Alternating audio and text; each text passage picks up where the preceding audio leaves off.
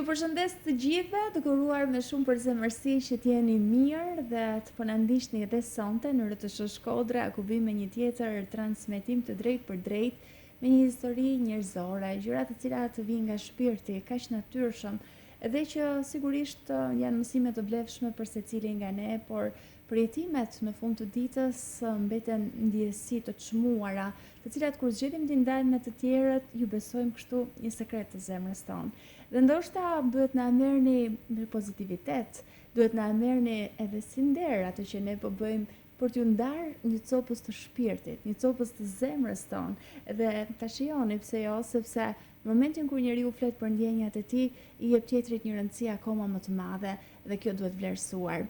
Sot kam në emisionin podcast një vajzë e cila ka shumë arritje, pavarësisht se është në moshë të re, dhe është një ndër ato vajzat të cilat me krenari mund të themi që është një vajzë shkodrane që ka arritur shumë çka në karrierën e saj profesionale, ku pavarësisht se në moshë të re ajo ka shkruar tashmë disa libra, është një pjesë e rëndësishme e saj dhe bota akademike, e cilën e ka plotësuar mjaft mirë, duke u plotësuar dhe duke u formuar edhe në këtë drejtim, por nga ana tjetër është edhe një njeri shumë i ndjeshëm me shpirt artistik.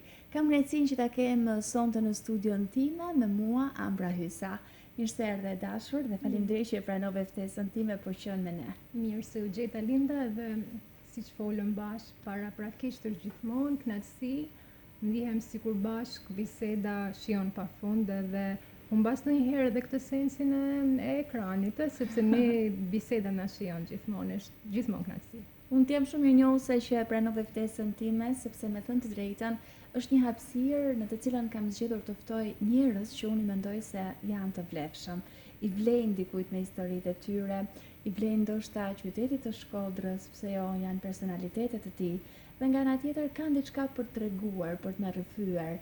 Dhe këto histori na bëjnë unik, por nga ana tjetër ndoshta ne që kemi zgjedhur të jemi persona publik edhe reklamohemi pak karshit të tjerëve, duke edhe rrezikuar ndonjëherë, qoftë edhe nga ato komentet negative nga divani, apo ato gjëra që ndoshta nuk na pëlqejnë, por që ja kemi lejuar gjithsesi të tjerëve. Ti si e mendon këtë? Shiko, s'fare të falenderoj, mendoj që secili prej nesh ka diçka të vlefshme për të ndarë me shikuesit, apo edhe qoftë edhe me njëri tjetrin, duke qenë se ne jemi qenie sociale dhe pa diskutim na pëlqen shumë që ndërveprojmë, të japim, të marrim, të shkëmbejmë pra me njëri tjetrin. Të qenurit personazh publik, nuk do thoja që të jesh gjithmonë prezent, të kesh dëshirë që të japësh, dhe edhe njëkohësisht të marrësh. Kështu që komentet negative, edhe nëse nuk je në të parë, pra edhe nëse nuk je i dukshëm, nuk je i mbrojtur. Është një lloj pastrimi shpirtëror, i nevojshëm ndonjëherë për një. Ai është i pashmangshëm si proces. Ne në psikologji themi që është proces katarsis, pra është një proces pastrimi shpirtëror që është i pashmangshëm edhe nga ana njerëzore. Njerëzit do të flasin për njëri tjetrin, do të bëjnë edhe ato tash themet. Kështu kur je personazh publik, ndonjëherë njerëzit fshihen pas një adrese ku mund të shkruajnë shumë çka për ty. Megjithatë, edhe para se të ishin në rrjetet sociale, njerëzit kanë folur për njëri tjetrin, por kanë folur prapa krave, ka qenë disi më e vështirë se sa t'ia thuash direkt në sy, përmes para pa një ekrani telefoni, pas një adrese. Jo pa qëllim e nisa me këtë temë, sepse ne kemi pasur fatkeqësisht ditët e fundit një humbje të një jete, një djalë të ri, dhe doja të dilja në fakt tek një mesazh i rëndësishëm ku pavarësisht se asnjëri prej nesh nuk e di të vërtetën, ne duhet të jemi më të mirë, më sensibël në mënyrën se si i drejtohemi njëri tjetrit. Nuk e dim asnjëherë të çka njeriu që kemi përballë po kalon, dhe ndoshta ndjesitë e tij momentale janë të tilla që e çojnë edhe drejt një veprimi të tillë, duke shprehur ngushëllime nga zemra familjarëve të tij, gjë rastin të bëj thirrje të gjithë njerëzve të cilët ndërveprojnë me njerëz të tjerë që të jenë më të mirë, më të çiltër, më pozitiv. Asnjëherë nuk e dim se cilat mund të jenë probleme që shoqërojnë personin që ne kemi përballë. Ndaj ndoshta duhet t'i japim pak mirësi në vend të një paragjykimi, në vend të një tregumi me gisht që shpeshherë ne e bëjmë. Dashje pa dashje tregohemi njerëz të përcit dhe jo me shumë thellësinë ato çka duhet përjetojmë në ato momente. Kjo është shumë e vërtetë, ndonjëherë tregojmë si përfaqësore, është shumë e rëndësishme që të rrisim empatinë, edhe të kuptojmë më shumë, të fusemi në lëkurën e tjetrit, sepse vetëm kur i përjetojmë ndonjëherë gjërat në lëkurë mund ta ndjejmë tjetrin edhe mund ta kuptojmë. Ambra, mendon se kemi humbur pak sa njerëzorën, qoftë edhe në këtë kohë ku jetojmë ku inteligjenca artificiale dhe mënyra robotike se si po funksionojnë gjërat na ka bërë të largohemi disi nga të qenit njerëz, më human, më njerëzor. Absolutisht. Po, për shkak të jetës dinamike, cilën po jetojmë, është një jetë shumë sfiduese, ku njerëzit të gjithë vrapojnë për të mbërritur në destinacionin e secilit. Kështu që shpirti duket sikur po qëndron në prapaskene dhe nuk po vlerësohet aq sa duhet, ose elementet shpirtërore, elementet që janë jo aq të dukshme, jo aq të prekshme apo të konkrete, duket sikur nuk vlerësohen, megjithatë ka gjithmonë hapësirë për njerëzit që i gjurmojnë edhe kërkojnë që t'i gjejnë. Inteligjenca artificiale patjetër që luan rolin e saj, po zhvillohet çdo ditë e më shumë. Unë mendoj që është një fakt shumë i mirë, pra është faktor shumë i mirë që po na ndihmon shumë, vërtet nuk mund ta mohojmë rëndësinë e inteligjencës artificiale. Patjetër. Smarter, not harder, pa diskutim që na shërben shumë, por ideja është që ta përdorim ne atë dhe jo të na përdor ajo ne. Ky është rreziku. Është shumë e bukur kjo që the, sepse rrezikojmë të përdoremi në një farë mënyrë, pa diskutim sidomos me zhvillimet e fundit që janë deri diku të frikshme. Por mua një element që më bën përshtypje në përdorimin e inteligjencës artificiale është edhe mungesa e originalitetit. Ajo është si një patericë që e përdorim edhe dembelosemi aq shumë sa humbasim edhe aftësinë tonë për t'i lidhur fjalë të bukur, për të shkruar diçka të bukur. Tashmë është e vështirë që të impresionohesh kur lexon diçka të bukur. Unë jam si të gjithë tjerët, pa diskutim jam bërë shumë selektive në ato që lexoj, pra kaloj një filtr një herë. A është shkruar me inteligjencë artificiale apo është shkruar, e vlerësoj kaq shumë kur mendoj se mund të jetë shkruar vërtet nga dora e njeriu, të krijoj një filtr një herë, mos është shkruar nga inteligjencë artificiale apo është shkruar nga dora njerëzore, sepse janë ca elemente që e bëjnë shumë lehtë të dallueshme, por ajo është inteligjenca artificiale është vrasje. Për letërsinë e mirë flasim, kështu që sa më pak të përdoret, aq më mirë do ishte.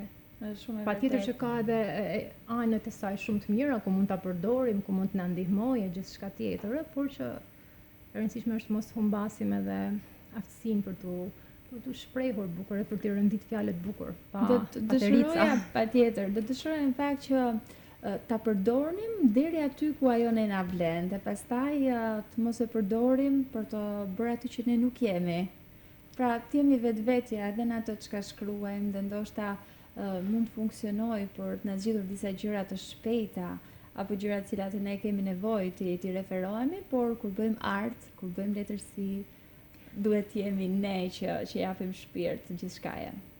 Kufiri është i vështirë për të vendosur. Vërtet. Ne e vendosim kufirin, lidhur në gjithçka, por sensi i masës dhe kufiri janë shumë të rëndësishëm për të ditur si. Me ndonjëherë edhe te i kalohen dashje apo pa dashje. Duke u kthyer tek ty, si kanë qenë këto ditë me shumë impenjimesh, kam përshtypjen, sepse siç tham edhe pak më herët, ti je një vajzë e cila je fokusuar në karrierën tënde, por nga ana tjetër edhe në pasionet e tua, të cilat janë të shumta për jetës së vërtetës. Kanë qenë disi më të stabilizuara, ndonjëherë është më e rëndësishme që ne ta ulim ritmin, edhe të fokusohemi tek gjëra që vërtet kanë peshë dhe rëndësi, edhe emocionale për ne. Ndonjëherë vitet i kalojmë me shumë ritëm edhe me shumë dinamik, me gjithmonë me vrap, por harrojmë esencialen, harrojmë gjëra që vërtet na bëjnë të ndihemi mirë, edhe sfundmi për mua ka qenë shumë e rëndësishme që të ndihem mirë edhe ta gjej veten në ato gjëra ku unë ndihem mirë në lëkurën time dhe jo duke ndoshta aq bukur nga jashtë. Kështu që edhe gjetja e vetes, ka shumë rëndësi, sepse nëse ti do të japësh një material, qoftë të shkruash diçka ose të organizosh një projekt të bukur, se mua më pëlqen shumë kjo jeta e bukur, të krijosh gjëra të bukura dhe të ndash me të tjerët, të organizosh mbrëmje të bukura, qoftë poetike, të merresh me shkrimin edhe me librin, është shumë e bukur, por është edhe shumë sfiduese sepse koha, libri po jeton një periudhë shumë sfiduese. Megjithatë kjo nuk më ka bërë që të ndale, jam munduar që të përcjell aktivitete të bukura, të mos i ndahem asnjëherë leximit, por edhe shkrimit. Megjithatë, në mënyrë që të japësh, patjetër që duhet të marrësh. Edhe unë në këtë periudhë kam qenë shumë e fokusuar që edhe të marr shumë, pra edhe të lexoj, edhe të njoh botën më mirë, edhe të pasurohem vetë përpara se të vendos që të ndaj diçka. Ka qenë një periudhë reflektimi, edhe ka qenë një periudhë që unë do e konsideroja edhe përmbushjeje. Kam marrë emocionalisht, por edhe kam dhënë patjetër. A mos është ka një fazë rritje në të cilën njeriu dëshiron të ndalë për një çast brullin e përditshmërisë së tij, në të cilin kërkon të bëjë shumë çka dhe fokusohet tek vetja, për të rritur ndoshta vlerat e tij, standardet e tij dhe për të parë disi më ndryshe gjëra që ka bërë në përditshmëri, duke fokusuar ndoshta dhe duke përgjedhur disa, duke qenë selektiv. Patjetër. Njeriu dëshiron të jetë kudo, por kupton se nuk mundet, nuk mund t'i bësh realisht të gjitha, sepse është energji. Ti do të investohesh në gjëra që vërtet kanë peshë edhe kanë rëndësi shumë të madhe për atë që ti do të marrësh në këmbim. Kështu që njeriu e arrin një lloj maturiteti emocional, pra maturi emocionale në momentin kur ndalet edhe kur reflekton, kur bën atë bilancin edhe kupton se cilat gjëra vërtet kanë rëndësi për ty, çfarë po i shërben shpirtit tënd, çfarë po e mbush shpirtin tënd. Nëse do flasim për aspektin shpirtëror, sepse pastaj patjetër që ne i vëmë përparësi dhe japim përparësi edhe elementeve tjera që janë bazike, shumë të rëndësishme për standardet tona, për jetën tonë, që nuk mund të mohojmë që e kanë një pjesë të madhe të përditshmërisë tonë, angazhimet tona. Pjesën më të madhe të kohës se merr ajo puna, patjetër, janë angazhimet tona të përditshme, është shumë e rëndësishme që të plotësohen ata, është piramida e nevojave, të cilat është shumë e rëndësishme që të plotësohen, sepse nëse ne nuk kemi të plotësuara ato nevoja, patjetër që ne nuk mund të mendojmë për socializim, nuk mund të mendojmë për art, nuk mund të mendojmë për punë të bukura, ata janë shkalla më e lartë e piramidës. Por duhet nisen nga këto shkallët. Po duhet plotësohemi që nga baza, patjetër që baza duhet të jetë e plotësuar në mënyrë që ne të arrijmë të mendojmë bukur, të ndihemi bukur edhe të mendojmë bukur. Nëse gjithçka nis nga mendimi, nëse ne nuk mendojmë bukur, ne nuk jemi të aftë as të ndjejmë bukur edhe as të përcjellim pastaj diçka të bukur për të tjerët. Kjo është shumë bukur pak më herët, ajo që i vlen shpirtit tënd. A kemi një luksin që t'i japim shpirtit atë që vërtet i vlen, pra duke përfshirë edhe gjithë sakrificën që ne bëjmë, sepse ndoshta shpirti ka nevojë për shumë gjëra të bukura, por nuk ja plotësojmë dot sepse jemi të impenjuar me atë që na duhet për të mbijetuar në këtë lloj jete që çdo ditë na sfidon. Edhe ky është një element sfidues, ta mbushim shpirtin tonë, jo gjithmonë ja dalim. Me rëndësi ka që të kuptojmë një herë se ç'a na bën mirë ne, çfarë na plotëson. Mund të jenë elemente shumë të vogla, por mirënjohja është shumë e rëndësishme në këtë. Pra të jemi mirënjohës për gjëra që vërtet e plotësojnë atë mozaikun e përditshmërisë tonë, sepse nuk ka rëndësi shpesh të jetë gjëja më e bukur që mund të duket nga jashtë, por ndoshta ti mund t'i kesh të gjitha ato, mund t'i kesh shumë elemente që përbëjnë një standard të mirë jetesë apo një jetë bukur. Megjithatë ndonjëherë ndihesh shumë bosh, edhe pse njerëzit thonë që shiko se ti ke këtë, ti ke të gjitha. Njeriu ndonjëherë ndihet shumë bosh. Dhe për ta mbushur këtë zbrasti, është shumë e rëndësishme që ti ta gjesh veten dhe të kuptosh se ajo që ti po bën apo i shërben qëllimit tënd dhe qëllimi yt, a ka një vlerë në komunitet, a ka një vlerë edhe për të tjerët, sepse thashëm në fillim që jemi ne njerëzit jemi çënje sociale dhe patjetër që ne na intereson ndërveprimi me të tjerët edhe kontakti me të tjerët. Kështu që nis nga vetja, por përfundon në raport me të tjerët gjithmonë. Është e vështirë ta mbushësh shpirtin, sepse është e vështirë nëse ti nuk e din ende se çfarë po kërkon, po momentin që ti e ke gjetur misionin edhe rrugtimin tënd, atëherë bëhet shumë e thjeshtë, sepse ti e din çfarë njerëzish i bëjnë mirë shpirtit tënd, çfarë librash, si ta kalosh kohën, si ta mbushësh kohën tënde me aktivitete që i përshtaten edhe stilit tënd jetese edhe standardit tënde, sepse patjetër që ne mund të duam një stil jetese që nuk korrespondon me të ardhurat tona, me kohën, me stilin tonë jetesës, por shumë e rëndësishme që me ato pak gjëra që mund të bëjmë, të kalojmë mirë. Edhe ne mund të kalojmë mirë edhe me një bisedë shumë të thjeshtë, me njëri që na ngro shpirtin ne, mund të kalojmë mirë edhe me një shëtitje. Mund të kaloj mirë me elemente të vogla, por që kanë peshë edhe rëndësi shumë të madhe. Rëndësi ka që të duam të kaloj mirë. Edhe të jemi mirënjohës për gjërat që vërtet i kemi, edhe ta krijojmë, se unë besoj shumë që këtë energjinë e mirë ne nuk e gjejmë, po e krijojmë. Ne nuk e gjejmë energjinë e mirë diku tjetër. Ne e krijojmë atë, ne e krijojmë brenda vetes, e krijojmë në atmosferën mes nesh, bashkë, po bisedojmë, po ndajmë këtë bisedë, të podcast, por që ne u ngrohëm prakisht me një bisedë me njëra tjetrën. Ne krijuam klimën e mirë përpara se të niste emisioni. Ka shumë dëshira për të krijuar gjërat. Edhe dëshira vjen nga mendimi, kështu që është shumë e rëndësishme ajo që ti formson brenda teje dhe pastaj ajo që jep në raportet me të tjerët. Sigurisht që nuk është e thjeshtë kesh të gjitha këto plotësime, nëse i quajmë kështu për një individ, dhe aq më tepër nuk është e thjeshtë të ndërveprosh pastaj edhe me njerëz të tjerë. Ju ndjer ndonjëherë e paragjykuar për mënyrën se si ti ke ardhur tek ata. Ndoshta ndonjëherë edhe keq kuptoheni për mënyrën se si vin. Për shembull, mua më ka ndodhur ti me paragjykuar nga mirësia, nga buzëqeshja e vazhdueshme, nga mënyra se si të tjerët e shohin dhe e perceptojnë. Ka ndodhur ndonjëherë? Shiko, unë mendoj që njerëzit shohin veten tek tjetri.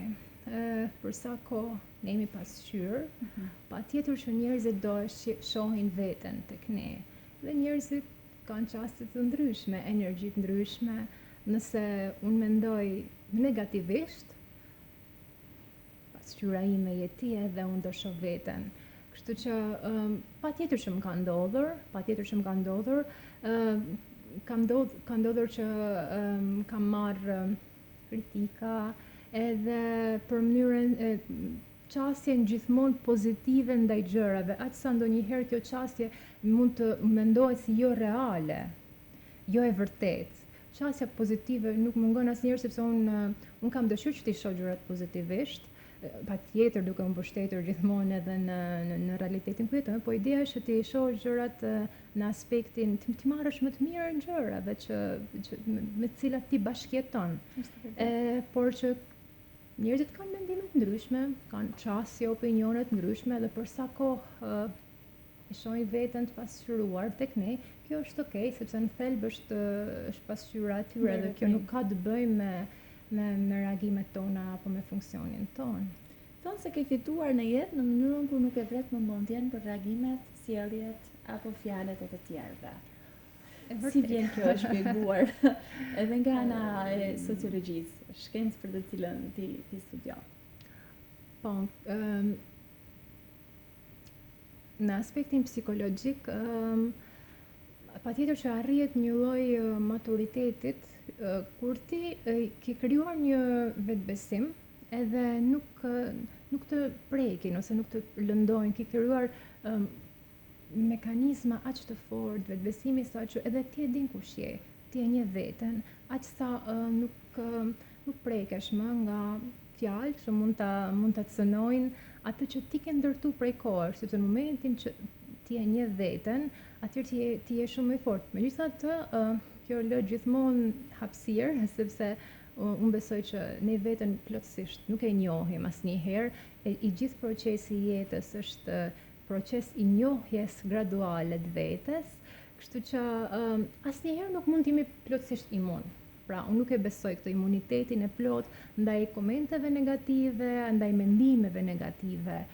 Mësojmë, pa tjetër që na aktivizohen mekanizmat mbrojtës kur ne e dim shumë mirë se çfarë kërkojmë, ku po shkojmë, kush jemi, kemi vlerat tona dhe besimet tona të brendshme. Kur ne I njohim shumë mirë këto e krijojmë një shtyllë të fortë, një stabilitet të fortë emocional. Megjithatë, unë nuk besoj në imunitet të plot për sa kohë jemi qenie njerëzore, ne mbetemi vulnerabel edhe nuk besoj në një imunitet të plot ndaj këtyre çësave. Sistemi limbik ai që ndikon në këto raste dhe që në fund të ditës jemi njerëz dhe do të ndikohemi, duam apo nuk duam ne, dhe sa do të forta të jenë edhe këto mekanizmat tona mbrojtëse, të cilat I kemi krijuar ndoshta si një barrierë për të mbrojtur dhe për të mos reaguar ndoshta drejt këtyre gjërave që vijnë jo të bukura, jo të këndshme drejt nesh. Gjithmonë ke qenë një vajzë kaq e fisme apo me kalimin e kohës ndoshta I rritur dhe ke formuar atë personalitetin tënd, sepse gjithmonë sa herë që të shoh je shumë e kuruar, shumë e rregullt, me një veshje serioze gjithmonë të bukur. Mundohem, faleminderit shumë Linda për fjalët e bukura. Më pëlqen që të ndukem ashtu si ndihem, vërtet, e patjetër që në përditshmërinë time jam e gjens, jam e thjesht, mundon që të respektoj kodin e vendit ku do të marr pjesë e vendit, megjithatë mua më pëlqen ka një lidhje ajo mes të ndjerit mirë dhe të dukurit bukur.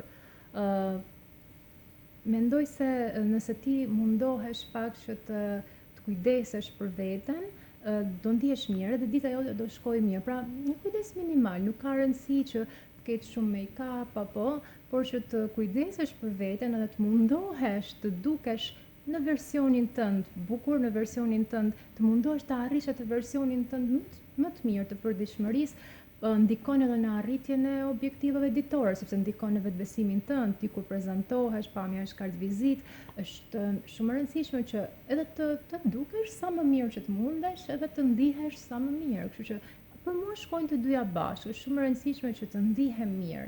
Edhe veshja, nëse është e përshtatshme me ambientin, pra nëse është serioze, nëse është klasike, varet në ambientin ku ti bën pjesë, është shumë e rëndësishme që të përshtatesh, pra të mos ketë një thyerje të. Është shumë e rëndësishme që të jesh në harmoni të plot me vendin ku je dhe kjo ndikon edhe në mënyrën se si do ndihesh ti aty, si do prezantohesh. Shkojnë gjitha zinxhirë, janë të lidhura me njëra tjetrën. Çfarë mendimi ke për mënyrën se si sot duam ta tërheqim vëmendjen edhe përmes gjërave të cilat nuk vijnë natyrshëm tek ne? E kam fjalën kryesisht për vajzat e gratë të cilat kanë zgjedhur të duken ato që nuk janë, edhe përmes substancave që vendosin në fytyrë apo përmes elementeve shtesë në të cilat dashje pa dashje ti dëshiron të dukesh më bukur, por ndoshta nuk ja arrin. Bukuria është një temë vërtet shumë e gjerë. Dhe unë vërtet e besoj atë që bukuria është në sytë e atij që e sheh. Nuk është shpreha klishe që bukuria është në sytë e atij që e sheh, por vërtet që ne na duken të bukur njerëzit që I duam. Është vërtet. Ne standardet e bukurisë ndryshojnë, por për mua shumë e rëndësishme është bukuria klasike. Është një lloj bukurie që nuk ndryshon asnjëherë, është tërheqëse. Mua nuk më pëlqen shumë edhe ti ndjek trendet, edhe pse nga jashtë mund të duket sikur nuk më pëlqen vërtet që ti ndjek trendet, pëlqen që të krijoj një imazh që është I imi. Edhe kjo më pëlqen edhe kur e shoh tek të tjerët, pra ndrrimi shumë I shpeshtë, ngjyrës së flokëve, etj, modeleve, nuk ma krijon atë imazhin statik në atë nuk ofron ndoshta një lloj sigurie në atë çka paraqet personit, në stabilitetin e tij. Kjo është vetëm perceptimi im, patjetër, edhe është mënyra se si un kam dëshirë ta shoh veten edhe perceptimi që un krijoj, sepse patjetër që njerëzit janë shumë të lirë që të bëjnë ndryshime, të ndihen sa më mirë. Absolutisht. Ndërsa për sa I përket ndryshimeve në pamjen fizike, un jam shumë dakord që njerëzit realisht të bëjnë atë që I bën të ndihen më mirë, nëse I pëlqen, pse jo, sot janë mundësitë që njerëzit të kurohen, për herë më shumë të duken më të rinj, të ndihen më të rinj edhe pse jo? Unë them që është një mënyrë e mirë që njerëzit të ndihen më të lumtur, të ndihen kur shikosh pasqyrë dhe të pëlqen rezultati, të pëlqen vetja, të dukesh më i ri, të dukesh më i bukur, atëherë vërtet pse jo? Unë jam shumë pro që njerëzit ndihen sa më mirë me veten e tyre. Sa ka ndikuar formimi yt, kryesisht vitet e arsimit që ti ke bërë kundrejt një mirëkuptimi për këdo? Sepse duket sikur ti analizon atë tjetrin dhe i gjen vetëm të mira. Dhe krijon kështu një fushë ndërveprimi me të gjithë. Mua më pëlqen ta shoh ta xhurmoj të mirën. Kjo e bën jetën më të bukur edhe më të thjeshtë. Unë mundohem që njerëzit që më japin energji negative, edhe që nuk më ofrojnë atë lloj ngrohtësie e dashurie që unë e marr që në klimën e parë, ti mbaj larg, nuk para shoqërohem me njerëzit që japin energji negative, patjetër që disa marrëdhënie ne duhet t'i mbajmë për hir të raporteve, janë të pashmangshme, megjithatë mundohem shumë që mos të shkëmbejmë energji shumë me personat që nuk ndajmë të njëjtin mendësi edhe të njëjtin energji. Beson shumë tek energjia? Tek ajo që ne transmetojmë? Besoj tek energjia e keqe dhe po energjia e mirë, e ndjej energjinë shumë shpejt, megjithatë nuk jam një fanatike, sepse mendoj që edhe energjia njerëzore mund të ndryshojë, se jo të gjitha ditët janë njësoj, kemi ditë të mira, nuk kemi ditë të mira, megjithatë mund ta ndjej vërtetësinë. Mund ta ndjej vërtetësinë e energjisë. Pra ka ndodhur të gabosh ndonjëherë në perceptim, të ndryshosh mendim për një njeri që ndoshta nuk ka nisur me këmbën e mbar dhe pastaj ke kuptuar që deri diku ke gabuar apo je nxituar ndoshta në mënyrën se si ke menduar për të. Po, patjetër, do t'rregohesha, nuk do ishte e drejtë nëse do thoja që nuk më ka ndodhur, patjetër që më ka ndodhur dhe është normale që të ndodhë, biles unë do doja që gjithmonë të ishte ashtu, që të niseshim me një perceptim të gabuar për dikë dhe më pas të ndronim mendim. Patjetër që më ka ndodhur që me persona që më janë dukur të ftohtë në pamje të parë edhe disi të përllogaritur, të përmbajtur shumë, pastaj janë çliruar edhe i kanë ulur ato muret e larta që ne kufijt, patjetër se gjithë ne kemi kufi. Pastaj kam parë që në vërtet janë njerëz shumë të ngrohtë, me të cilës mund të bisedosh shumë natyrshëm. Patjetër që më ka ndodhur edhe unë mendoj se kufijt edhe muret ndonjëherë të larta që njerëzit vendosin e fshehin bukurinë e tyre ashtu, kështu që ne nuk mund të gjykojmë askënd nga mënyra se si na prezantohet. Kufit janë domosdoshmëri, ndonjëherë ne gabojmë në perceptimin e jashtëm për dikë, por me kohën ti e njeh njeriun edhe kupton se në fakt ai po fshehin ose ajo po fshehin një kopësht shumë të bukur brenda vetes. Sa bukur. Jo gjithmonë, pra njerëzit që shkëlqejnë nga jashtë, që duken solar e të ngrohtë, ndonjëherë ngrihen në shpirt. Ndërsa e kundërta, njerëz që mund të duken të ftohtë, në fakt fshehin një kopsht brenda vetes tyre, kështu që asnjëherë nuk mund të paragjykojmë dhe asnjëherë nuk mund ta dimë se çfarë fshehin në brendësitë e tyre. Njerëzit janë libër që duhet lexuar për t'i kuptuar mirë. Patjetër, dhe secili prej tyre ka shumë çka ofron në momentin kur ti nis ta kuptosh, ta dëgjosh. Nëse ti do ta marrësh atë libër në dorë dhe ta letosh edhe ta lexosh edhe ta ndjesh vërtet. Secili prej nesh unë besoj që ka diçka për dhënë edhe mund ta gjejmë të mirën te secili prej nesh. Si nis libri yt i jetës? Besoj me dy prindër të mrekullueshëm, në një familje me shumë dashni, e rritur në një motër binjake. Po, me shumë dashuri, nga fëmijëria kam kujtime shumë të bukura. Jam rritur me dy prindër të mrekullueshëm, siç janë gjithë prindrit, pa diskutim për fëmijët. Me shumë dashuri, me motrën time binjake kam gjithë fëmijërinë time të ndërtuar me të, edhe mendoj që kujtimet e fëmijërisë pa diskutim janë valigje që na shoqërojnë gjatë gjithë jetës. Shumë e rëndësishme të kemi kaluar një fëmijëri të shëndetshme dhe unë kujtimet i kam shumë të bukura të fëmijërisë. Kam kujtime që kthehen kohë pas kohe, i kthehem kohë pas kohe dhe kuptoj se sa e rëndësishme është që ta kalosh një fëmijëri të mirë, që në mënyrë që në të ardhmen ta ndërtosh pastaj edhe një jetë me baza të shëndetshme, shumë e rëndësishme kjo. Kush ka ndikuar më shumë rritjen tënde, nëna apo babai? Fëmijët modelojnë sjelljet e prindërve dhe pa diskutim unë kam parë tek të dy edhe kam marrë shumë prej të dyve. Nga babi kam parë autoritet, kam parë forcë, dominancë, ati i pëlqen shumë të krijoj edhe të ndërtoj, i pëlqen shumë bota biznesit, që gjithashtu më pëlqen edhe mua dhe kam marrë shumë në këtë aspektin praktik. Sepse unë dukem shumë emocionale, që flas për librat, shkruaj libra, por në sensin praktik mundohem që të bëj shumë gjëra paralelisht edhe e kam marrë nga babi në këtë drejtim.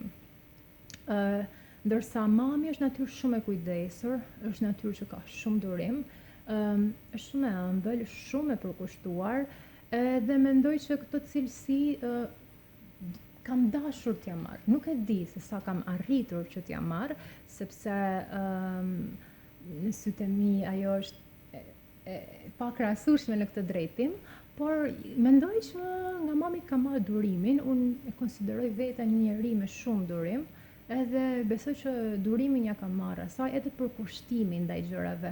Unë i përkushtohem gjërave pafund, nëse nuk e bëj me dashuri, edhe nuk i përkushtohem 100% që tim, atëherë unë nuk e dua diçka. Unë ose i përkushtohem shumë, ose nuk e bëj. Pra nuk dëshiron t'i bësh sepse je detyruar për t'i bërë. Sigurisht që ka gjëra që do t'i bëjmë edhe sepse jemi detyruar, për shkak të rrethanave, gjëra që nuk i marrim fort afër zemrës, por gjëra që unë i kam afër zemrës i bëj me përkushtim të plot, e kujdesur, nuk di t'i bëj ndryshe. Sepse për ndryshe pastaj nuk do t'ishe ti. Nuk do isha unë. Edhe asgjë nuk do kishte atë firmën time atë, kështu që. Si përjeton një fëmijë të pasur një motër identike si vetja? Si ka qenë për ju fëminia, duke pasur të dyja njëra tjetrën? Jam mësuar të ndaj. Nëse të qërin binjake më ka shërbyer për diçka përveç kënaqësisë shpirtërore shumë të madhe që kam marrë, duke qenë shumë e lidhur me motrën, në shumë fat je e bekuar në momentin që ti ke një motër gjysmën e shpirtit tënd, pra mund të ndash gjithmonë në çdo kohë gjithçka me të. Kemi qenë një shkollë bashkë, një klasë, një bank, kujtime pafund edhe mundësi për të pasur gjithmonë një shoqe, sepse ajo është një shoqe e premtuar. Edhe në ato momentet e shkollës kur ndonjëherë fëmijët nuk kanë probleme të ndryshme sepse nuk kanë me këtë shoqërohen, motra binjake është një shoqe e premtuar, gjithmonë është një garanci. Është e garantuar që është aty. Po. Dhe kjo më ka lehtësuar në një farë pike, edhe pse unë kam qenë natyrë shumë sociale, gjithmonë kam pasur shumë miq, kam pasur gjithmonë shumë shoqe, kam pasur dëshirë që të bëj organizime që kur isha në moshë të hershme. Jam marrë me organizime eventesh, senatore, pra atëherë ka nisur, kam pasur këtë dëshirën e leadershipit.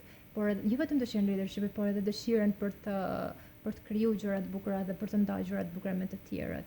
Kështu që sa më ka qenë privilegj edhe luks emocional të kesh një motër binjake, mu më ka shërby sepse më ka ndihmuar që unë ta ndaj gjithmonë me dikë, të ndaj me dikë. Pra edhe sot në mënyra si komportohem në dy për mua është familjare, sepse unë jam mësuar që gjëra gjithmonë t'i ndaj me dikë. Nuk e kam këtë sensin e egoizmit, sepse unë gjithmonë jam mësuar që diçka ta ndaj me dikë. Edhe është për mua ka qenë diçka e mirë, më kam mësuar që të mos e shoh gjën vetëm. Është vërtet që shpirti i njërës ndjen ato çka përjeton shpirti i tjetrës? Kemi pasur shumë raste që kjo ka rezultuar e vërtet, pra ekziston një telepati mes nesh, kur njëra nuk është e lumtur, tjetra e ndjen pa diskutim. Dhe kjo shkon për te empatisë shumë të madhe. Kjo është një lidhje. Kjo është lidhje shpirtërore shumë e fortë. Kështu që patjetër ka pasur shumë momente kur njëra nuk është ndjerë mirë ose ka pas diçka tjetra e ka parandje atë situatë, dhe sado që tani jemi rritur dhe kemi secila jetën tonë, nëse nuk takohemi shumë shpesh, mund të kalojnë 2 ditë pa u taku, për shembull, ne ndjejmë mall. Është një mall i pashpjegueshëm ai, është një mall që nuk e ndjen në raport ndoshta edhe me familjarët e tjerë, po me motrën binjake është diçka tjetër. Është vërtet lidhje shumë e fortë shpirtërore, është lidhje që shkon përtej fjalëve, ajo është biologjike, nuk ka fjalë vërtet që e përkufizojnë, por që ata që kanë një motër, një vlla binjake që e gëzojnë një raport të tillë, jam e bindur që më kuptojnë, sepse un kam edhe vëllajnë, edhe patjetër që kemi marrëdhënie shumë të ngushtë, shumë miqësore, flasim për gjithçka me njëri tjetrin, por motra binjake është një afrimitet tjetër, është një afrimitet tjetër biologjik, nuk shpjegohet dot me fjalë. Dhe nuk është njësoj, kjo marrëdhënie me asnjë tjetër, besoj. Është një marrëdhënie që nuk i ngjan asnjë tjetër e vërtet. Pak më herët folëm për të qenit lider ose dëshirën, dashje pa dashje, ndoshta edhe pa pasur vetdije që ti do të jesh një lider, por merr përshtypje për përgjegjësi, do të organizosh gjëra. Si ka ardhur kjo tek ty, që në moshë të vogël ndoshta? Dhe deri tani kur ke bërë shumë organizime, shumë projekte. Mes binjakëve ekziston gjithmonë një lider. Njëri duhet të jetë lideri. Edhe kështu kjo ka ardhur natyrshëm që nga pjesa ku unë duhet të kujdesesha, kam qenë gjithmonë motra e madhe që kujdesesha më shumë për motrën. Motra e madhe në sensin ne kemi shumë pak minuta diferencë, por që njëri duhet gjithmonë ta marrë atë rolin. Kështu që ka ardhur shumë natyrshëm. Unë kam pasur shumë dëshirë që të organizohem, të organizoj evente. Mua ka pëlqyer shumë të këndoj. Kam qenë pjesë e bilbilave të shkollës, pra kam pasur shumë dëshirë. Kjo bota e artit më ka pëlqyer shumë, edhe pse tani nuk kam më zë, do të bëja shumë të këndoja.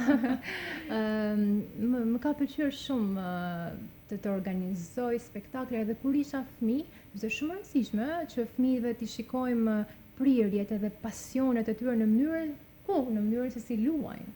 Edhe përmes lojës unë kam shfaqur gjithmonë të gjitha pasionet e mia, sepse lojrat që unë organizoja ishin festivale, ku unë kisha bëja të ftuarin, po njëkohësisht edhe këndoja, kisha jurit. Pra ka qenë gjithmonë dëshira ime që të organizoj, pra të merrem me sa më shumë organizime, dhe gjithmonë punë të bukura, gjithmonë punë që kishin në fokus gëzimin e njerëzve, që njerëzit të kalojnë mirë. Unë përpiqem që në çdo organizim njerëzit të kalojnë mirë dhe të kënaqen. Mua më pëlqen shumë që të kalojmë edhe një bisedë që ndahet, të marrim, të shkëmbejmë energji të mirë, sepse jeta është mjaftueshëm e ndërlikuar. Jeta është mjaftueshëm e ngarkuar për të gjithë ne. Kështu që sa më mirë të organizojmë gjëra të bukura në mënyrë që të kalojmë mirë, sepse në thelb kjo ka rëndësi, të kalojmë mirë me njëri tjetrin. Asgjë tjetër nuk është po aq e rëndësishme. Megjithatë, organizimet sjellin edhe përgjegjësi të mëdha.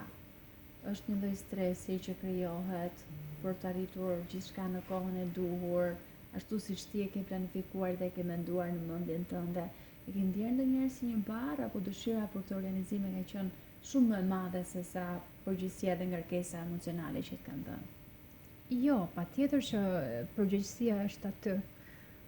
Patjetër që ka momente ku ti ndihesh i zënë ngushtë, planet nuk shkojnë ashtu siç ti ke pasur pritshmëritë, ka një lloj presioni shumë të fortë edhe pjesa e organizimit, por ndonjëherë më duket sikur unë funksionoj shumë nën presion. Pra, ashtu? Po, jam më produktive nën presion. Edhe kjo pjesë më rëndon në momentin kur nxeshet hapësira, ngushtohet shumë, u pastaj çlirohem edhe gjërat që thon. Patjetër që ka pasur momente kur edhe organizimet nuk kanë shkuar në mënyrën më perfekte të mundshme sepse shkak i shumë rrethana. Nuk varet gjithçka nga ty, nuk varet absolutisht. Por ti mëson edhe të tolerosh, ti mëson patjetër të tolerosh, mëson të mos jesh shumë i ashpër me veten, mëson edhe të jesh më pak kërkues ndaj vetes, edhe të ulësh pak pritshmëri, se të shikosh edhe se një njeri patjetër që na duhet bashkëpunojmë, sepse ne punët e bukura që organizojmë asnjëherë nuk i organizojmë vetëm. Patjetër që ne kemi bashkëpunime, sa mirë që kemi njëri tjetrin. Asnjëherë nuk më pëlqen që meritet ti marrun edhe gjithmonë pëlqen që t'ja atribuoj punën njerëzve me të cilët unë bashkëpunoj, i besoj, kaloj mirë dhe vetëm për këtë energjinë e mirë që kemi atëherë mund edhe të ndërtojmë, se po se kishim atë energji të mirë mes nesh, nuk mund ndërtojmë asgjë të bukur. Kështu që shumë herë thuhet që okay, Ambra e ka organizuar këtë, por jo Ambra edhe gjithë njerëzit me të cilët unë kaloj mirë dhe i besoj. Më vjen shumë mirë që e ke gjithë bon sens dhe pozitivitet dhe je dhe mirënjohëse, megjithatë shumë prej meritave të takojnë ty, sepse ke bërë shumë organizime, sidomos në 2 vitet e fundit, sa i takon letërsisë së mirë, shumë autor kanë ardhur në Shkodër fal teje, fal ftesave që i ke realizuar, duke bërë me ta intervista shumë të këndshme, të cilat vinin në formën e bashkëbisedimeve mbi veprat të rëndësishme që kanë frymëzuar edhe shumë të rinj.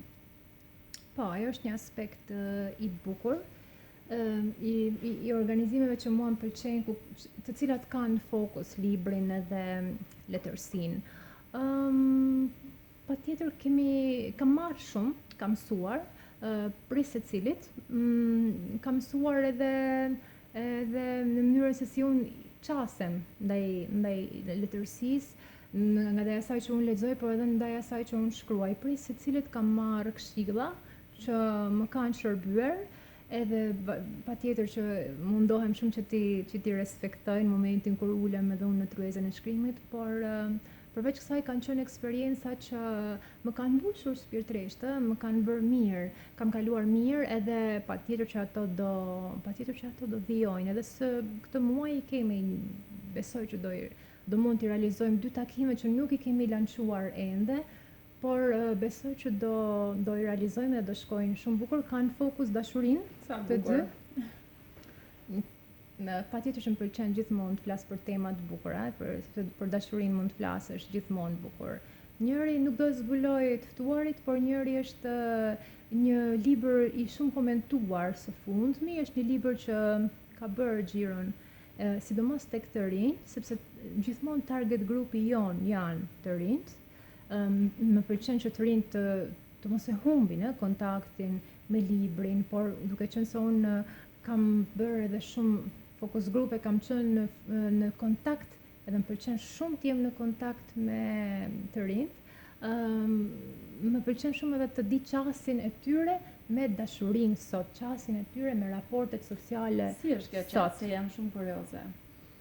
Është më ndryshe. Si e shohin ata dashurinë? Shiko, dashuria mbetet gjithmonë e ndjenjë, mbetet ajo ndjenjë e bukur që e rigjeneron njeriu edhe i bën njerëzit më të mirë. Të paktën këtë dua unë të besoj. Por format e dashurisë pastaj patjetër që kanë ndryshuar, se sot dashuria jetohet online, sot matet me follow, me sin, ndërkohë që para shumë vitesh. Me blog, edhe me blog patjetër, po ndërkohë para shumë vitesh dashuria ka qenë shumë gjenuine, me letra, dhe unë në ndër ushtrimet që bënim ka qenë shkruani një letër dashurie personit që ju e keni për zemër ose e keni qejf, dhe kam pasur raste kur ato kanë hezituar shumë, më thonë që unë nuk di se çfarë t'i shkruaj, ata provoj me mesazh, domethënë nuk e kuptonin që në dashuri mund të shkruash një letër për atë person, si është ai person në sytë e tu, si është ai njeri në sytë e tu, aqsa ti të ulesh edhe të mendosh ti shkruash një dedikim. Ndërkohë që sot dashuria konsumohet në mesazhe shumë të shkurtra, shumë të vakta. Njerëzit janë më të tërhequr, nuk e shprehin dashurinë me fjalë që ta ngrohin shpirtin. Kanë frikë, patjetër që janë edhe shmangja, edhe pastaj janë shumë elemente që ndikojnë, nëse hym në tema shumë të thella të stileve të atashimit, të si qasen njerëzit në raporte etj. Por në linja të përgjithshme, në një tablo të përgjithshme, sot njerëzit nuk dashurojnë si dikur, sepse mënyra se si prezantohet edhe se si jetohet dashuria ka ndryshuar. Megjithatë, në thelb mbetet diçka që i bën mirë shpirtit njeriu, dhe unë them edhe besoj që dashuria i bën njeriu më të butë dhe e bën njeriu më të mirë dhe e zhvesh njeriu nga gjitha maskat, gjithmonë kur është e vërtetë. Patjetër, pa diskutim. Cili nga personazhet që ka qenë pjesë e projekteve tuaja nga autorët e kanë fjalën do të veçoje? Nga cili keni arritur të merrni më shumë dhe ta zbërtheni ndoshta ashtu siç duhet, duke i parë deri diku edhe shpirtin për jetimet e tij? Personazhet kanë qenë të shumtë dhe nuk do dëshiroja të diferencoja vetëm një, sepse secili ka pasur veçantinë e tij. Vërtet që nuk mund t'i ndaj, sepse secili prej tyre e para kanë qenë të preferuarit e mi. Nuk kam ftuar personazhe që mua nuk më kanë pëlqyer, absolutisht. Kam ftuar gjithmonë personazhe që ja kam lexuar gjithë veprën, i kam pëlqyer, i kam diferencuar, kështu që nuk kanë qenë të gjithë shumë dimensional. Edhe kam marrë esencën edhe kam marrë kujtim shumë të bukur nga takimet edhe mësime, siç thash. Kështu që nuk mund të diferencoj një takim. Gjithmonë takimi i fundit është ai që të lën atë përshtypjen, e ke përshtypjen më të freskët, të inspiron për takimin e radhës, tani kë do ftoj, si do shkoj, si do jep, por gjithmonë përshtatje, sigurisht që thash më përpara preferencat e mia, por edhe në përshtatje me ata që duan të shohin edhe të lexojnë të rinjtë, është një lloj kompromisi i vogël që ti gjithmonë duhet të mendosh edhe atë që i pëlqen të rinjve, edhe atë që njohin të rinjt. Për mua, një autor i njohur është ai që duan njerëzit. Për mua është, sepse patjetër që ne kemi shkrimtarë shumë të mirë, por ajo që e bën takimin në sytë e mi interesant, të bukur, është entuziazmi me të cilin e presin lexuesit, autorin e tyre të preferuar. Pra, duhet ketë atë një entuziazëm, duhet ketë një kuriozitet për ta dëgjuar si do të flasë, si do të komportohet, si do të reagojë ndaj pyetjeve. Duhet ketë dashuri, duhet ta njohin. Edhe prandaj unë kam zgjedhur gjithmonë autor bashkëkohor të letërsisë moderne shqiptare në mënyrë që të ketë interes, patjetër që të ketë edhe kuriozitet, edhe interes. Që pa diskutim ka pasur, besoj, sepse takimet kanë qenë të gjëra. Po, ka pasur, patjetër që ka pasur, sidomos nga të rinjt, edhe për shkak të orareve ndonjëherë nuk kanë pasur mundësi që ta ndjekin takimin, shumica, edhe gjithmonë kanë thënë pse nuk i xhiron këto takime, sepse ne duam t'i shohim të gjithë, edhe në pamundësi për të qenë prezent, por unë kam dashur që të jetë kështu, që këto takimet ta kenë atë esencën edhe shijen në momentin kur ndodhin live aty, ta marrësh gjithë magjinë e momentit në momentin kur të përjetohen aty, edhe mos të xhirohet e të mediatizohet i gjithë takimi, ideja, sepse është ndryshe nëse ti shikon në ekran dhe ndryshe kur ti e përjeton magjinë e diskutimit të një libri, sepse jo gjithmonë këto takimet kanë pasur në fokus autor. Shumë herë takimet janë edhe për të zbërthyer një libër, për të diskutuar një libër. Biles takimet me të rinj që mua më pëlqejnë më shumë janë takimet që kanë fokus zbërthimin e një libri. Zbërthimin e një libri faqe për faqe, të ndalemi tek fragmentet kryesore, ta zbulojmë së bashku, ta interpretojmë, të shohim se ku e gjejmë veten, cilat janë pjesët më magjike të librit. Unë e kam bërë vitin e kaluar edhe me turist, po, kam përkthyer, më ka qelluar që të përkthej edhe të punoj edhe me libra shqiptar. Me turistët dhe impresionet kanë qenë shumë të forta, edhe më ka pëlqyer shumë, kështu që edhe thjesht marrim një libër e ta komentojmë, edhe me shqiptar patjetër, po edhe me të huaj, ka qenë një eksperiencë që mua më ka kënaqur, më ka përmbushur shpirtërisht, më ka pëlqyer shumë përveç aspektit profesional që ka qenë edhe pjesë e punës verore. Libri është magji për ty. Dhe si autore, por besoj edhe si lexuese shumë e mirë, gjithmonë jep dhe merr me librin. Çfarë po shkruan aktualisht Ambra? Ka shumë vite që unë nuk po nxjerr diçka të re, por po shkruaj gjithmonë diçka. Por ajo që po shkruaj asnjëherë nuk më përmbush atë sa të them, shiko, kjo është ajo që pas një pauze unë do botoj këtë. Edhe nuk ka rëndësi se sa lexues të tjenë, sepse realisht për mua nuk është më rëndësi sikur lexuesi po pret pa durim që ti ta botosh të librin, e njohim shumë mirë tregun, i dim shumë mirë sfidat, unë e kuptoj që jam autore e re dhe kam pasion e gjitha patjetër, por shkruaj gjithmonë sepse i bën mirë shpirtit tim. Shkruaj gjithmonë sepse më ndihmon mua të jem mirë, edhe unë nuk dua që kjo pjesë e bukur e shpirtit tim të mos jetoj. Unë dua që gjithmonë të jap zë dhe të jap jetë kësaj pjese të bukur të shpirtit tim. Kështu që kjo është arsyeja dhe motivi pse unë nuk i ndahem letërsisë, librave, shkrimit, leximit. Pse? Sepse është vetëm një formë me të cilën unë e mbaj gjallë shpirtin. Po të mos ishte edhe kjo, atëherë çfarë na mbetet? Ne do kthehemi në robot që jetoj me vrull, me ritëm të përditshëm. Është pikërisht kjo ajo që na e përgdhel shpirtin edhe na bën të zhveshur, vulnerabël. Është përtej pasionit, është dëshirë për ta jetuar jetën bukur, edhe ndër mënyrën se si mua më pëlqen ta jetoj jetën bukur, ëmbël, me pasion, është libri, është dëshira për të shkruar. Mund të gjykohet në çfarëdo lloj forme, por mua nuk më pëlqen të heq dorë nga ajo. Jam ende ëndërrimtare në këtë fazë. Edhe më pëlqen të jem një ëndërrimtare, më pëlqen që mos të heq dorë nga libri, shkruarit, edhe nga kjo bota magjike ku ti futesh momentin që vendos që ta derdhësh shpirtin tënd me letër. Sa ndikojnë ndjenjat dhe përjetimet momentale në ato që Ambra shkruan?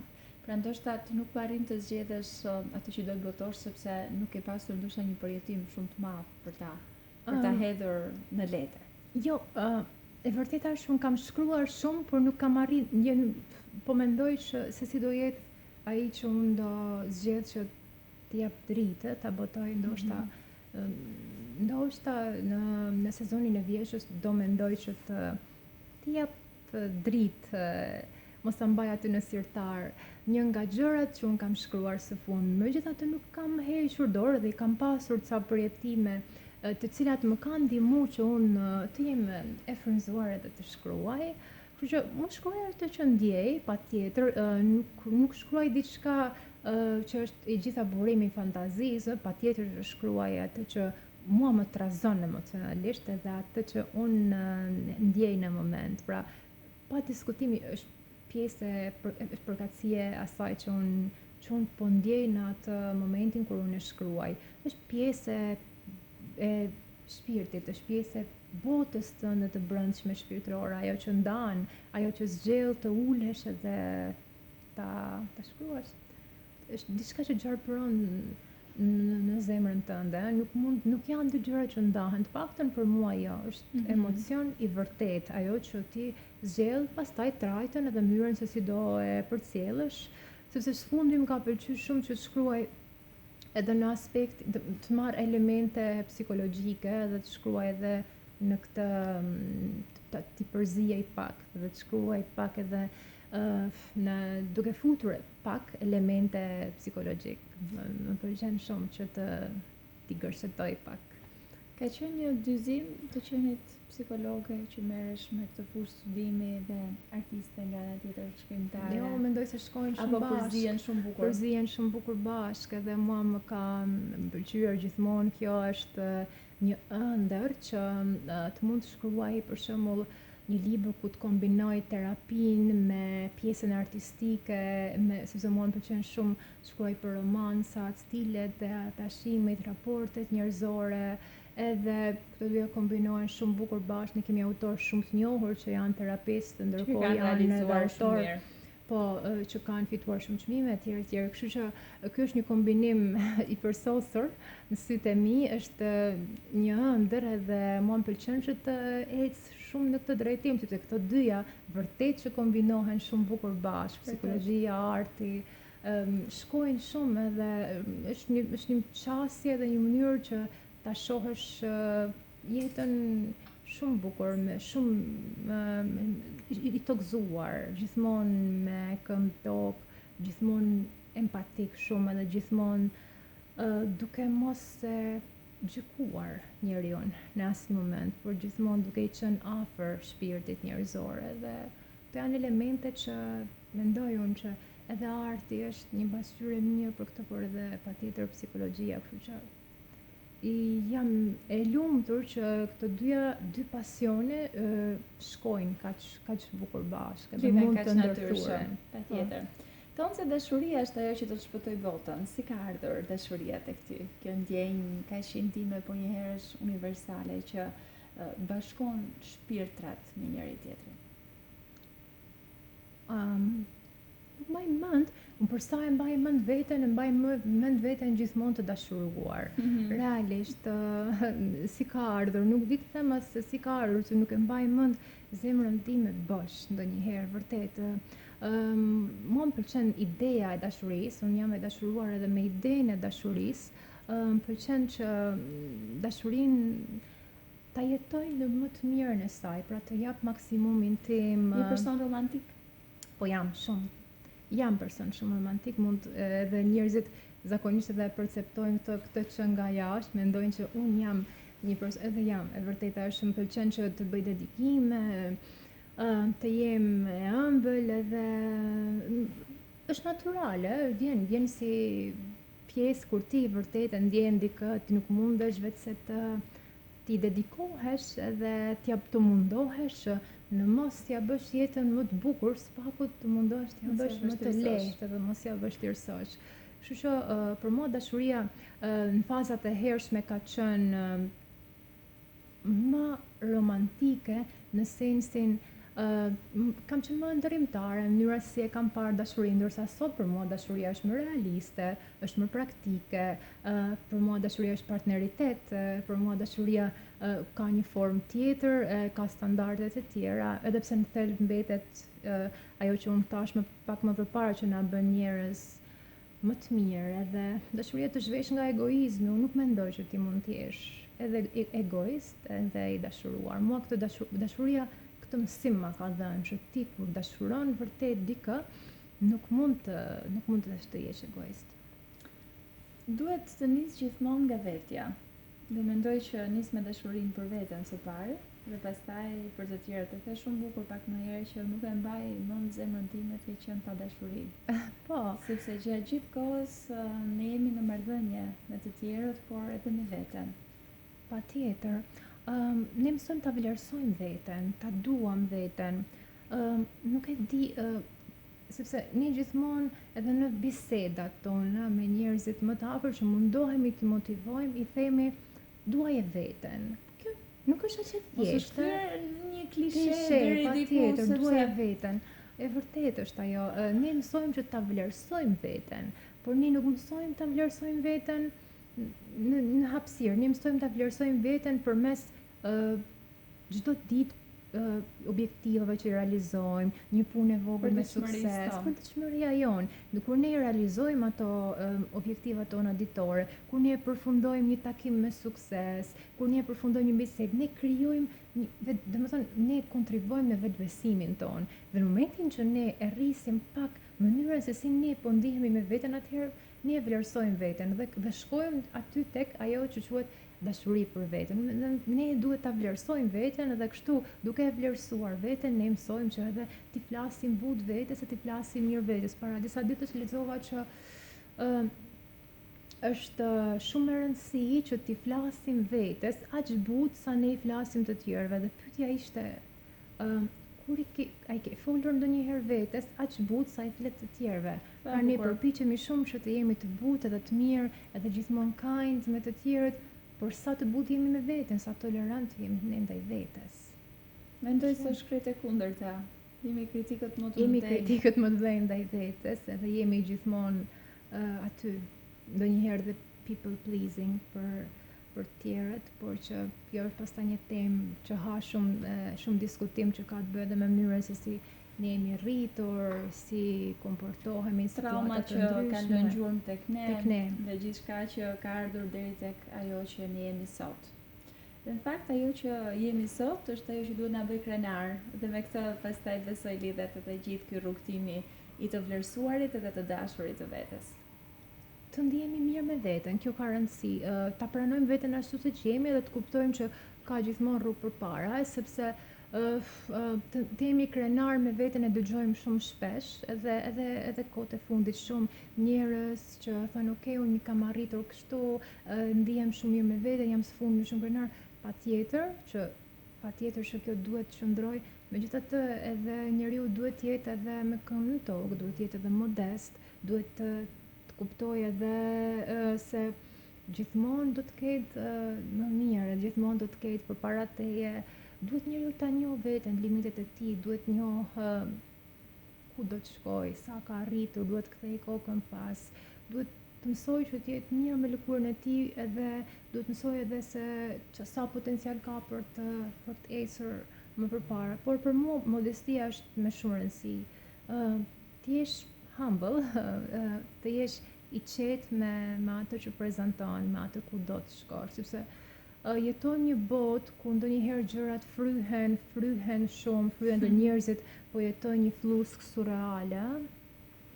Është shumë e rëndësishme, ne jetojmë, është shumë e rëndësishme që e dimë rëndësinë e botës marketingut, peshën që ka marketingu, por edhe kuptimi i vërtet edhe real i gjërave po e humbat atë sensi, sepse mua nuk më pëlqen që të bëjmë moral, por ka shumë rëndësi kjo, ka shumë rëndësi, për mua është shumë e rëndësishme, edhe në momentin që një njeri e humb modestin, mendoj që e ka humbur një pjesë të mirë të vetes, por sot shohim flusk, shohim shumë gjëra, shumë të egzageruara, shumë të fryera, për efekt komercialitetit.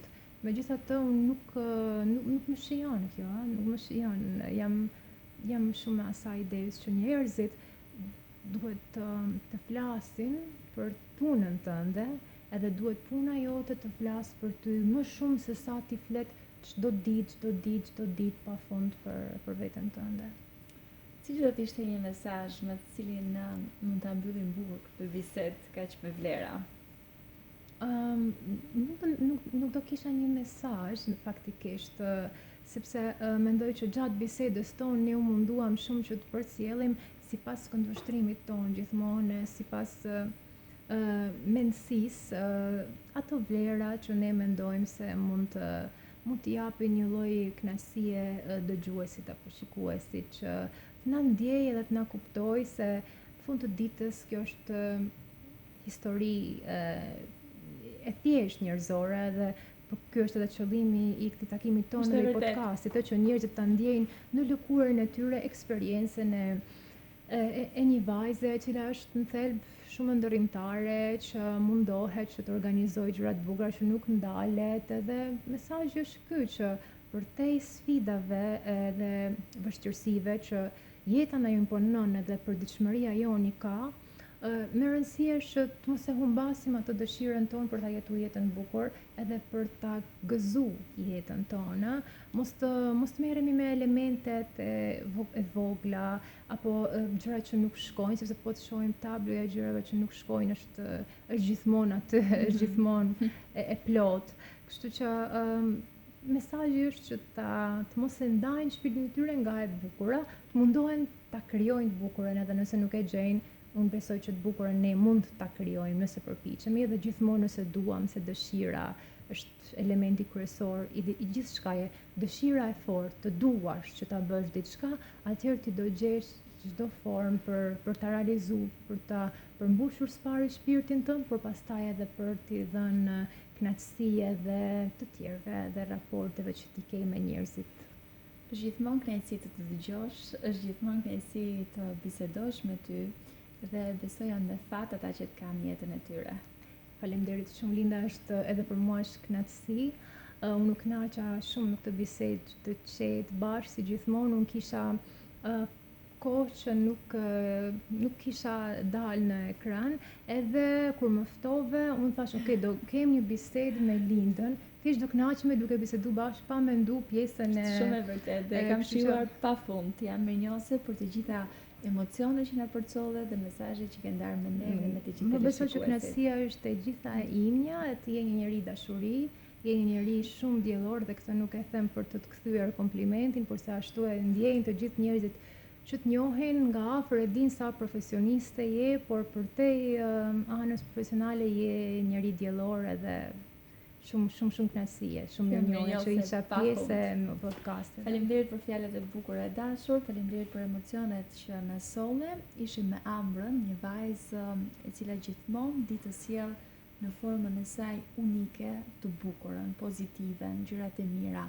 Dhe duket sikur kjo mirësi që i buron asaj nga shpirti është e domosdoshme për secilin prej nesh, sidomos në momentet në të cilat jetojmë. Jeta vrapon shumë shpejt përpara syve tanë dhe duket sikur ne mbetemi aty, por në fakt ecim bashkë me të, dhe nëse nuk i shijojmë këto gjërat e vogla, këto ndjesitë pozitive, dhe nëse nuk e shohim njëri tjetrin me dashamirësi, rrezikojmë të humbasim një pjesë të mirë të asaj çka ne jemi. Faleminderit që na ndoqët dhe vazhdoni që ndroni me RTS Shkodra në vijim.